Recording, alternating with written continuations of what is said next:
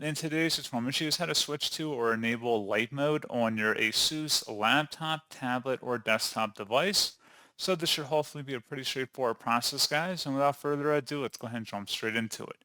So all I have to do is open up the search menu and search for settings. Best result, you come back with settings. Go ahead and open that up. On the left panel, select personalization. And then on the right side, you want to scroll down and select the color entry in here. Where it says choose your mode, click the drop down and you can select light, and that's all you have to do. So pretty straightforward process on that, guys. And as always, thank you for watching. I do hope that was able to help you out, and I do look forward to catching you all in the next tutorial. Goodbye.